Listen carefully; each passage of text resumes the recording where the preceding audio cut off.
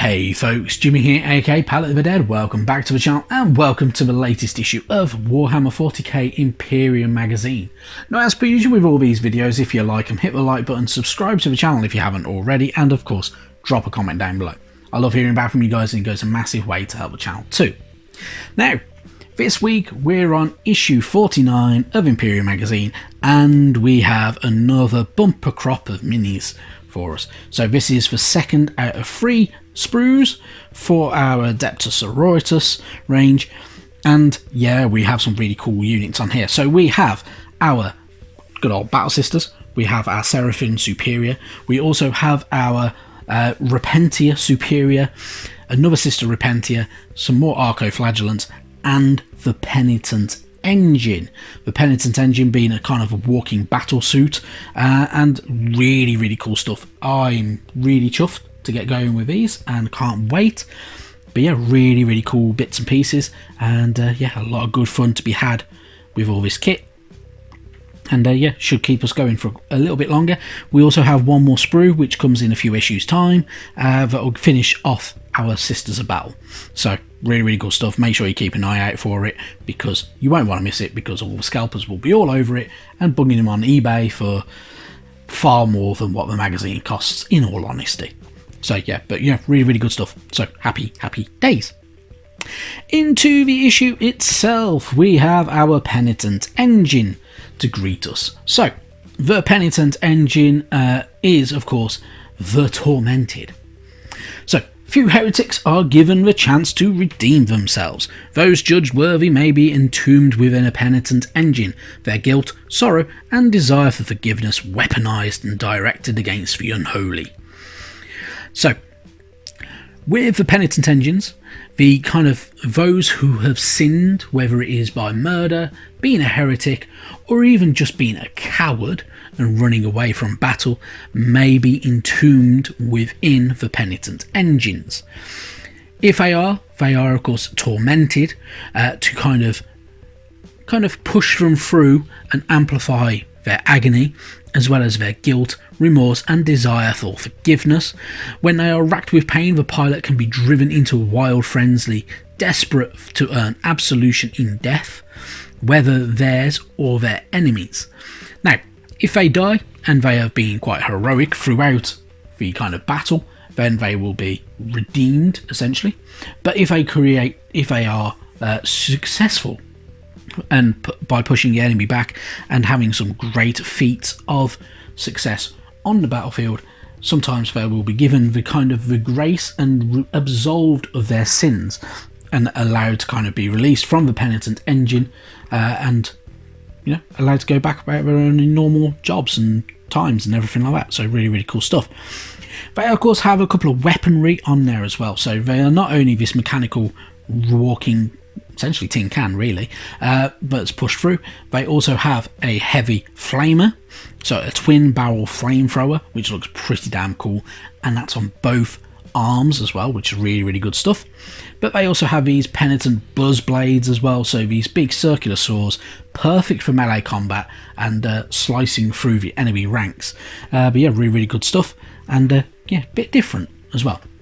Of course, on the other page we do have their battle record as well, so you can give them their name. You can also name their crime of the penitent in there as well, and of course then you have their path to redemption as well that you can push through as well. So whether they have destroyed an enemy unit in one round, defeated an enemy character, or even taken control of an enemy objective, you can utilise that to kind of keep track of everything as you're going through.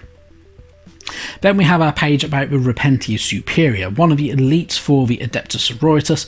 The Repentia Superior is tasked with overseeing squads of Sisters Repentia, ensuring that they fight with the fury and zeal required of them. Armed with a neural whip and singing holy prayers, the Repentia Superior goads her charges forward into the midst of the enemy. So of course, being one of the Sisters of the Order of Our Martyred Lady, they dye their hair white in tribute to Saint Catherine, whose own hair turned white upon standing before the golden throne. They also carry the burning braziers on their back as well, which is representing the burning intensity of their faith in the god emperor. They also have the neural whips, which are used to lash the Repentier, filling them with agony and reminding them of their guilt. It can also be used to strike down enemies if needed as well, and they also carry a book of Holy Scripture, which can be used to inspire the sisters under her command. So, really, really cool stuff, and a bit more information that you may have needed to kind of keep going with them. But yeah, really, really good stuff. Of course, they are vigilant and they are supervisors, so they are tasked with making sure that the Repentiers are repenting for their sins and pushing through and doing what they are essentially required of them to kind of absolve them as well.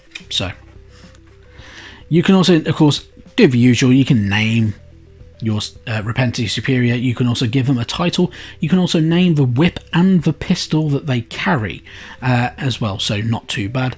But yeah, really, really good stuff. And of course, making sure you keep all your battle record as per usual on that page. So really cool stuff. Then you got your how to build guide. Pretty straightforward for most of it. So you can fly through this in no time at all, I'm sure. So this will detail how to build every unit that you are going to need to use. So you have your 32s, your 28 and 25mm bases, depending on which unit you have. And we should also have a 50mm base for our good old Penitent Engine as well. The Penitent Engine is the most complex of the kits to build, so make sure you follow the instructions closely, and yeah, just enjoy yourself, have a bit of fun.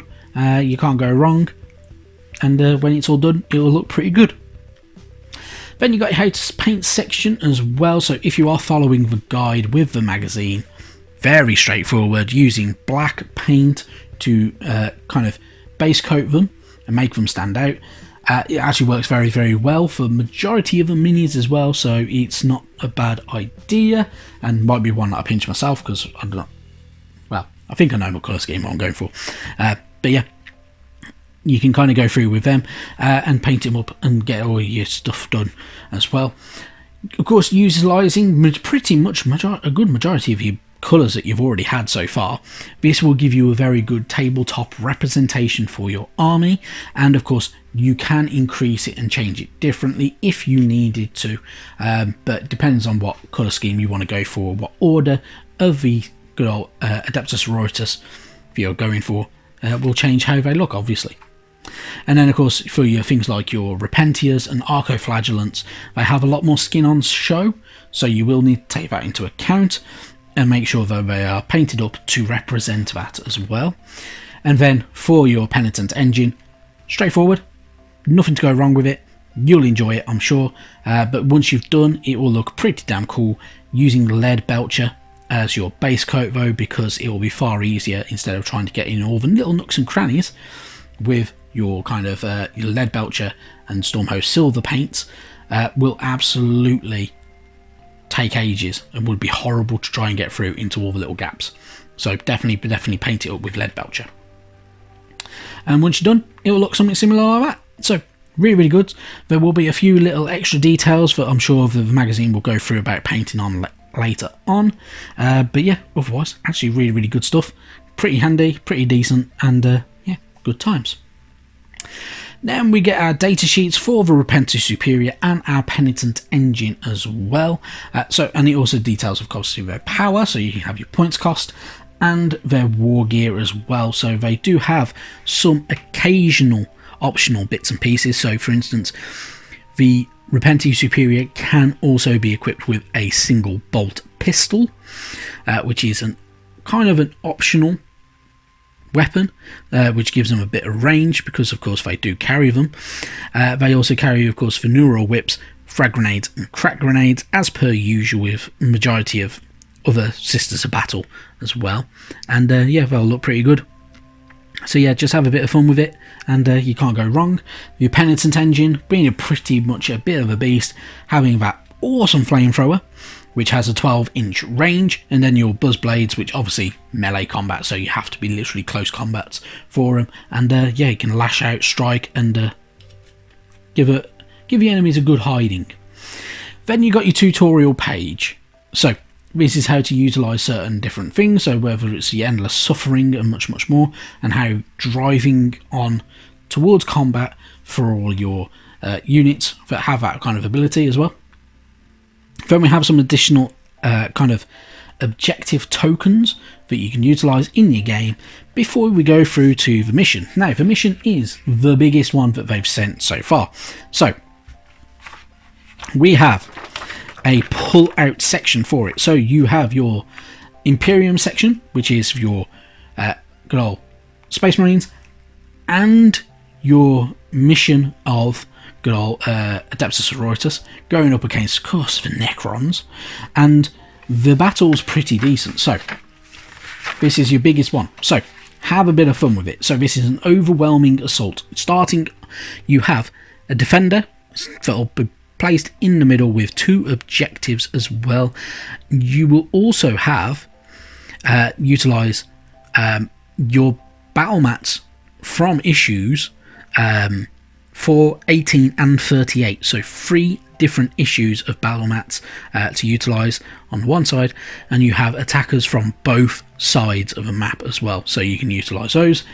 So depending on who you are, if you are playing as the Imperium, you will have your single Canoness, 7 Battle Sisters, 3 Seraphim, 1 Repentii Superior, 3 Sisters of Repentii, 2 arco-flagellants, and 1 Penitent Engine, accompanied by the Primaris Captain, Primaris Lieutenant, Primaris Librarian, 5 Assault Intercessors, 8 Assault Intercessors, and then 3 Aggressors as well. And if you're playing as Necrons, you've got a pretty good range of kits as well. So you have your Overlord, 1 Royal Warden, 1 Chronomancer, 1 Technomancer, 10 Necron Warriors, another force of 10 Necron Warriors, 5 Immortals, 1 Tombblade, 3 Scorpec Destroyers, 1 Canoptech Plasma Sight, 5 Flayed Ones, 1 Canoptech Spider, 3 Scarab Swarms, another 3 Scarab Swarms, and then your Canoptech Wraith, which I must admit I cannot use because I do not have my Canoptech Wraith, because I've still not had that issue yet, which is really bugging me now. But yeah, but really cool stuff. So a load of models to get on your battlefield. Have fun with them. Make sure you got your data sheets at hand, because you are going to need to refer to them for all your different bits and pieces. But yeah, really cool stuff. When you're done with it, you'll have an absolute fun time, I'm sure, and we'll have some more big missions later on. So really good stuff. Then on to next week. So next week we have another awesome bumper crop issue. We have the Royal Court of Necrons. So the Royal Court is a pretty damn cool set. This is only a set that you can order directly from Games Workshop, so do not miss out on that issue. Scalpers are going to be all over it. It's a 70 quid box set essentially, so really make sure you pick yours up. Issue 51, yeah, it's a paint issue, nothing great. It's Pallid Witch Flesh and Dawnstone, yeah, both highlighting colours really, more than anything. Yeah, it is what it is really, can't change it. But yeah, not too bad. Anyway, though, thank you very much for watching, and I will catch you sometime soon. Bye bye now.